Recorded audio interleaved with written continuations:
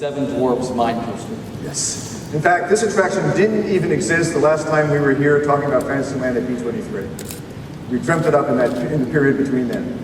And I already think this is going to be one of our best and most popular family coasters. Now I say that because we're combining the best of our family thrill rides with the immersive storytelling of our classic dark rides. Plus, we're adding an entirely new ride system and some new special effects. Also, this is the first time in any of our parks where we focus specifically on the Seven Dwarfs and their story. One thing we love to do at Imagineering is find those moments in our films that make us say, I'd love to do that. We feel the scene in Snow White with the mine cars racing through the diamond mines is just that kind of moment. Now, this is an iconic scene in the movie, so we have to get it right. Turns out you can't just buy a dwarf coaster off the shelf. Yeah, that's very true. We did start with the vehicle, though, and we went through many iterations of the design. Because not only does it have to look good, it has to work. Next, we focused on the swinging motion of the vehicle. We need to get a sense of how the motion of the buckets that you see in that film would work. So we bolted together a prototype, put it on the back of a pickup truck, and drove it around our parking lot in Glendale. Wait, hold on. I think we need to tell the story right. Okay. So they bolted together a prototype and put it in the truck, and then they made you and I ride it like first. That's also true. Hey, they said the same. I don't know.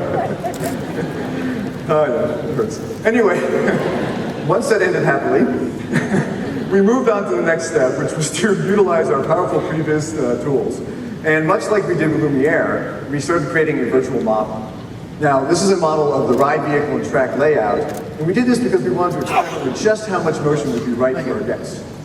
Once we're satisfied, we created the entire attraction in the computer so everyone on the team could go on a virtual ride. This is the first moment we get to put together all of the elements that go into making one of these very complex attractions. So, why don't you take us on the ride? Well, we haven't shown this to anyone outside of Imagineering yet. I don't know, what do you guys think? Should you see it? I guess not. All right, we'll show you. Now, I am going to do a little preface here. Keep in mind that what we're showing is not the whole attraction, but it is bits and pieces. It's just enough that give you an idea of how we use this tool to decide where we're going to place the figures, how long we'll be in a certain scene, begin to get a feel for the faster parts of the ride. I'm going to shut up and let's go for a little ride. Hi-ho,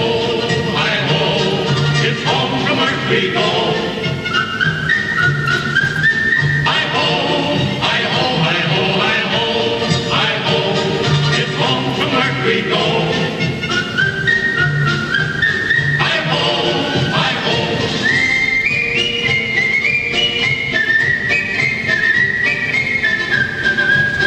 Hi-ho, hi-ho, hi-ho, it's home from Earth we go.